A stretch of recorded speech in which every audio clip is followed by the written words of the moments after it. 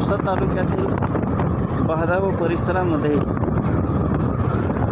पिके पावसाच्या प्रतीक्षेत असताना सध्या पाऊस हुलकावणी देत असून